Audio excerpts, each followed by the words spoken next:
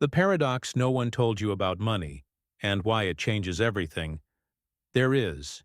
Here's a truth that almost no one accepts at first. The more someone chases after money, the more it seems to elude them. Strange, isn't it? Because they've been taught that extreme effort is the only way out.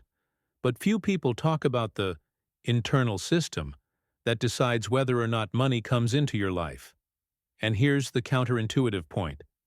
It's not about working less, nor waiting for a miracle, but activating the mind's automatic mode. That's when the tables turn. While many fight, few learn to receive. Perhaps you've experienced this. You did everything right. You dedicated yourself. You studied. You worked hard. And yet the results didn't come as expected. This doesn't mean a lack of ability. It means a lack of internal alignment. Napoleon Hill spent decades observing this behind the scenes of success. Ordinary people who at some point changed the way they thought, felt, and decided. And money began to appear in unexpected ways. Not by luck, but by alignment. What if, instead of trying to control every step, you learned to prepare the ground so that opportunities would start finding you? What if there was a simple, practical, and silent way to reprogram your mind to work in your favor, even while you sleep? This video isn't about empty promises. It's about a real mechanism that few understand, and almost no one teaches. The question is simple. Are you ready to hear something that could completely change your relationship with money? The automatic mode. When money stops being chased and starts finding you. Napoleon Hill, I've always seen the same scene repeat itself.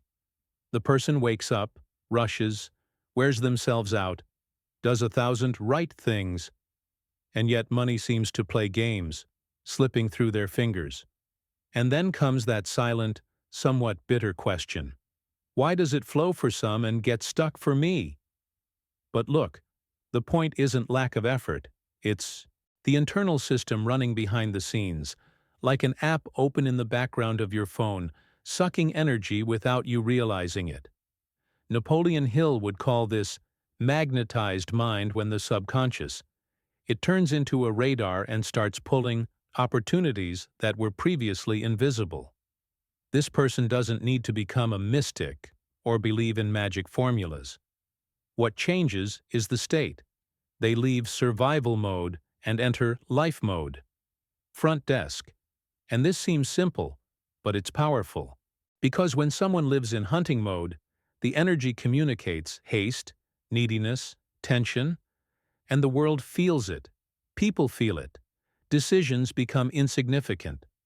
But in automatic mode, the person begins to operate with faith, clarity, and presence. And, without realizing it, she speaks differently, positions herself differently, sees things differently. And in the end, guess what? Unexpected money. It tends to appear as a consequence of the way it moves, not how much it squeezes. And here's a detail. That's funny because it's so true. When someone tries to control every step of the how, they become a prisoner of their own control. It's like squeezing water with a closed fist. The more force, the more it flows. In automatic mode, the person does their part excellently, but lets go of the universe, you understand? They prepare to receive, create mental and practical space, and let the path reveal itself. But there's an invisible trigger that separates those who activate this from those who just watch videos and return to the same pattern. The way the person thinks when they wake up, and the type of question they ask themselves at the beginning of the day. And that's exactly what comes next. The internal language that reprograms the subconscious, without the person realizing it. Napoleon Hill, he learned early on that the mind doesn't question orders. It executes commands, and most people spend their days giving themselves the wrong commands. Phrases like, I need to, it's difficult, I can't right now seem harmless, but hey, the subconscious take everything literally. When someone repeats a complaint about neediness, the mind goes into defense mode. When it repeats receipt, she shifts her focus and starts looking for solutions. It's simple, but not superficial. The internal language becomes the software of automatic mode. Notice how the game changes when someone switches from "I'll do it when I have the money" to "I'll do it like someone who already gets paid." It's not about faking wealth. It's about aligning your approach. You start speaking more calmly, negotiating without fear, saying no when necessary. A practical example? Instead of thinking, "I need a client urgently," you think, "Who can benefit from my work today?" It seems like a detail, but this shift changes decisions, conversations, and even tone of voice. And the unexpected money, it usually gets in through those cracks. Napoleon Hill said that the most expensive habit is doubt disguised as prudence. When a person starts the day saying, "Let's see if it works out," the mind interprets it as hesitation. When you say, "I receive aligned opportunities today," the mind goes into active searching, even if it doesn't realize it. You know how it goes. The brain starts noticing contacts, ideas, and invitations that previously went unnoticed. But this language doesn't hold up if the emotional state is misaligned. And that's where the next layer comes in, the one that almost no one teaches, but that changes everything when activated. Emotion comes before money, and not the other way around. Napoleon Hill, he realized something that changes the game forever. Nobody attracts what they desire. They attract what they live within. Many people believe that they will relax, smile, and breathe a sigh of relief. After that, the money arrives. But the real order is reversed. First things first. When someone chooses to operate from the gratitude of calm and confidence now, the automatic mode, it finds fertile ground to work in. Emotion is fuel, and the unexpected money. It responds to this type of energy much more quickly than to anxiety. Imagine someone who wakes up already tense, their mind full of calculations and comparisons. Even when working hard, they exude haste and fear, and this affects everything, from how they respond to messages to how they accept bad offers. Now compare that to someone who starts the day taking a deep breath, organizing their thoughts, and consciously deciding, "Today I operate in abundance mode." This person makes less unnecessary effort, chooses better, and creates healthier relationships. A simple example? Before opening their email, they organize their workspace, give thanks for what they already have, and only then act. It seems small, but the effect is cumulative. Napoleon Hill elegantly emphasized this point. The feeling of wealth comes before material wealth. When someone learns to generate this state internally, he understands that he is no longer in need and begins to seek expansion, not survival. The curious thing is that at this point, money starts to appear in creative ways. A referral, an idea, a coincidence, too strange to be chance. But all of this only holds up when the person understands as acting in the world without going against the current. And that's exactly what the next topic unlocks. Working hard is tiring. Working in alignment multiplies. Napoleon Hill. Have you ever seen talented, disciplined, and well-intentioned people burn out without making any progress? It wasn't a lack of action. It was a lack of alignment. Working hard, in itself, can become a kind of socially accepted addiction. You know? The person takes pride in being tired, but automatic mode.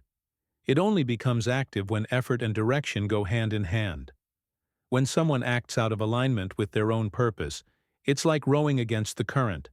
Lots of sweat, little progress, almost nothing. Unexpected money. Now, when a person starts asking before acting, does this bring me closer to or further away from the vision I want to live? Something changes. Decisions become simpler. Bad offers are refused without guilt, and the right opportunities are recognized faster. A practical example? Instead of accepting any job just out of fear of running out of money, She chooses projects that connect with her talents. It could be charging better, adjusting her audience, or even saying no to something that seems safe but hinders growth. That's where alignment kicks in. Napoleon Hill spoke a lot about infinite intelligence. It manifests when the mind comes into cooperation, not resistance. In alignment, the subconscious it starts to function like an internal GPS. Ideas emerge, the right people appear, timing improves, and curiously, the effort seems less, even with greater results. But there's a silent block that prevents many people from sustaining this state, an almost invisible, but profoundly self-sabotaging belief. And it is precisely this block that the next topic will address. Merit, the silent lock that blocks money. Napoleon Hill. After years of observing intelligent and capable people, he realized that the biggest financial block is rarely external. Most of the time, it's internal and silent. The person may even talk about prosperity, but deep down they carry the idea that this isn't for me, or that earning well is almost wrong. While this belief runs rampant subconscious, the automatic mode, it cannot operate fully because everything that arrives is sabotaged before it can even take hold. The unexpected money. He even knocks on the door, but encounters resistance. This blockage often comes disguised as humility, prudence, or even misinterpreted spirituality. The person serves, helps, works, but feels uncomfortable receiving. A very common example? When someone offers to pay more and they respond too quickly, "No need." It seems like kindness, but often it's guilt at work. Reprogramming this begins with a simple decision. Recognizing that receiving well is also a way of honoring one's own gifts. Napoleon Hill said that denying reward is denying value, and denied value does not multiply. When someone changes their internal mindset from "I don't deserve it" to "I receive it because I generate value," something is unlocked. Their attitude shifts, their requests become clearer, and the negotiation becomes fairer. Subconscious, they understand that they don't need to protect themselves and begin to collaborate. It is at this point that opportunities begin to flow with less friction. But be aware, this new state is only sustainable when the person learns to trust in the right timing of things, without anxiety. And that's where the next topic comes in full force. A firm decision triumphs over a weak attempt, and the universe responds to it. Napoleon Hill. He always says there's a huge difference between trying and decide, and almost no one realizes how much this changes the outcome. When a person says, "I'm going to try to improve my life," subconscious, she understands insecurity. Plan B, escape. But when she says, "I've decided to thrive," something clicks inside, like a contract signed with herself. The automatic mode, it responds to clear decisions, not confused desires, and the unexpected money. He tends to respect those who take a firm stance. A genuine decision changes behavior without conscious effort. The person starts waking up differently, chooses conversations better, cuts out distractions, and organizes their schedule. A practical example? Someone who decides to thrive stops consuming random content all day and starts investing time in readings that expand the mind, such as Think and Grow Rich, The Power of the Subconscious Mind, or even biographies of people who started from scratch. It's not obsession, it's consistency, and consistency generates inner confidence, pure fuel for the automatic mode. Napoleon Hill explained that the universe doesn't test intentions. It responds to consistent mental commands. When the decision is firm, doubt loses ground, and subconscious, it begins to align actions, meetings, and ideas without the person needing to force it. Interestingly, it's at this point that unexpected invitations, out of the ordinary messages, and improbable solutions arise. But there's a detail that keeps all this working without sabotage: learning to trust in the right timing, without anxiety. And this leads directly to the next topic. Anxiety shuts down the flow. Confidence keeps the automatic mode active. Napoleon Hill: it's common to say something that bothers, but liberates. Anxiety is disguised distrust. When a person decides to prosper but is constantly checking, where is it? When is it coming? Why hasn't it happened yet? They are unknowingly sabotaging their own progress. Automatic mode. The subconscious. It understands debt collection as an emergency, and urgency as a danger. And in this state, the unexpected money. It tries to get there, but encounters a turbulent, unstable field that makes landing difficult. Trusting in the right timing doesn't mean sitting idly by, okay? It means acting consistently and resting internally. A simple and very real example. Someone plants a seed and doesn't dig up the soil every day to see if it's grown. They water it, care for it, and move on with their life. It's the same financially. A person works, prepares, positions themselves, and then lets go. When they learn to replace "when will it happen" with "it's already happening," something reorganizes itself internally.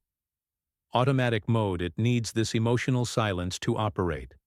Napoleon Hill emphasized that true faith is calm, not euphoria.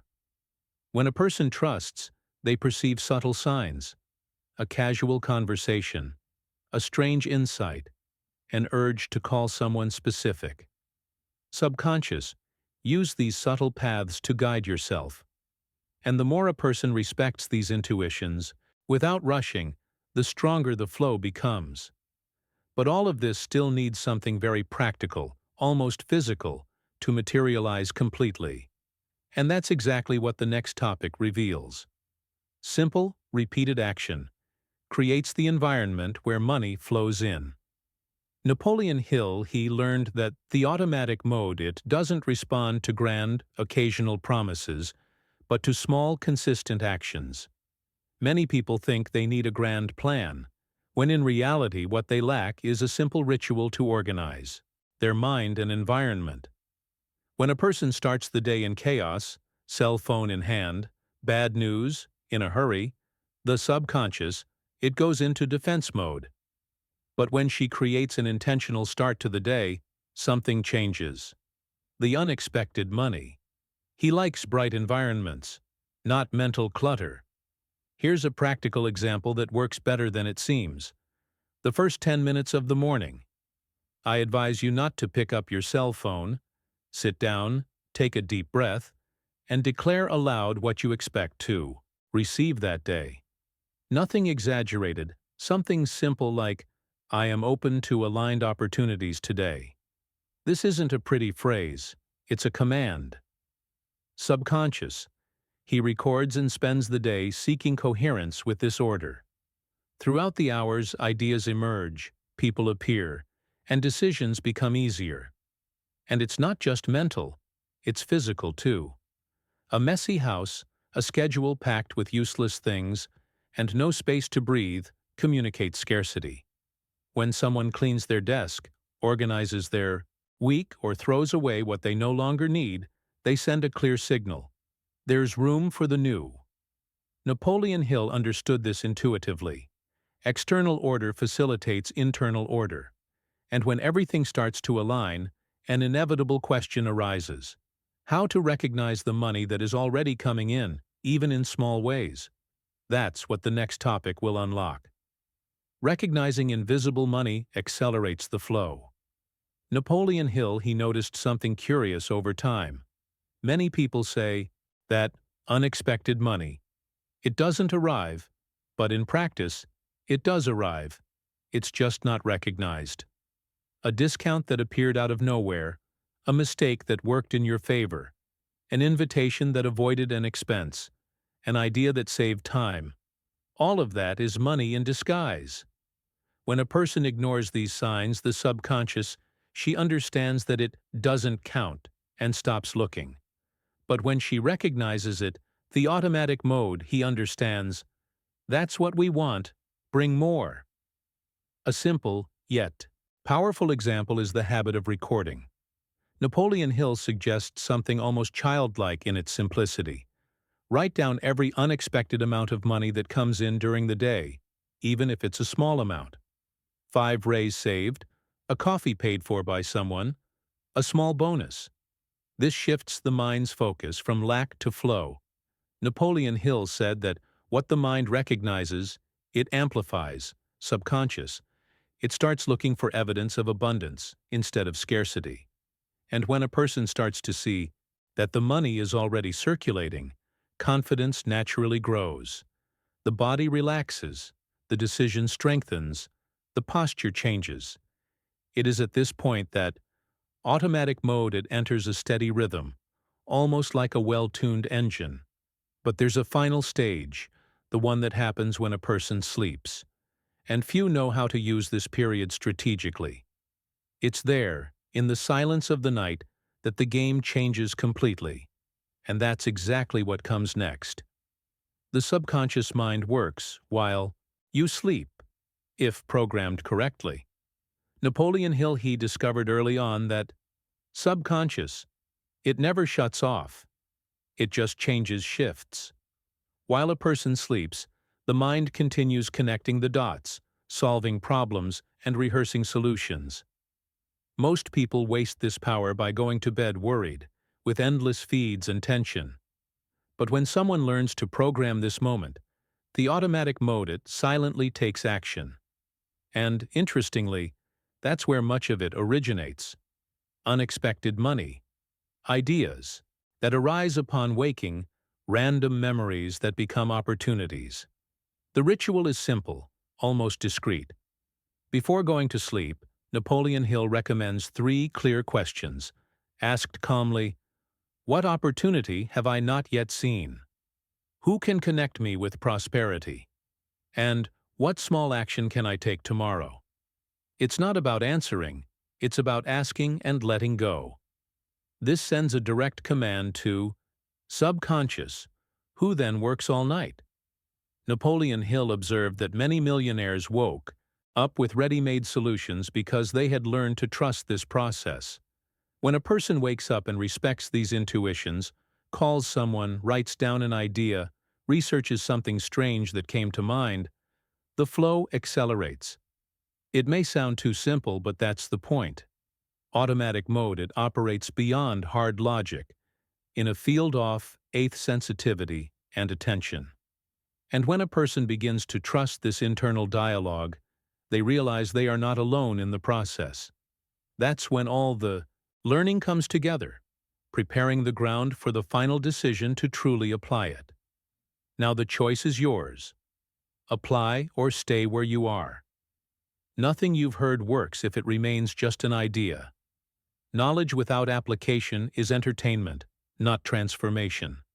Do you understand how automatic mode operates, like the subconscious responds to clear commands, such as how small decisions change the flow, and why the unexpected money, it arrives for those who are preparing to receive?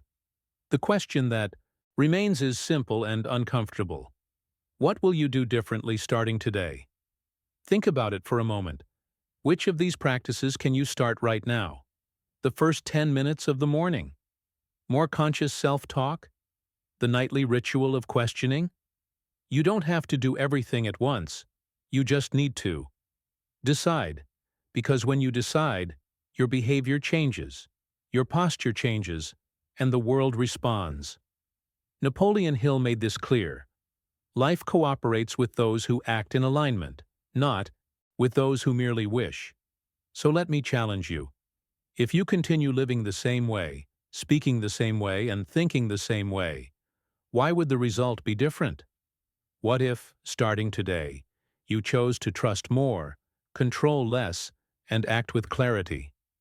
What if money wasn't avoiding you but simply waiting for you to activate the right system? These questions aren't rhetorical. They're invitations. If this content made sense to you, subscribe to the channel now and turn on notifications. Here, each video is a new layer of reprogramming, One more step towards living a prosperous life with awareness, faith, and intelligence. And tell me in the comments, which practice will you start today? I read, respond, and continue with you on this journey.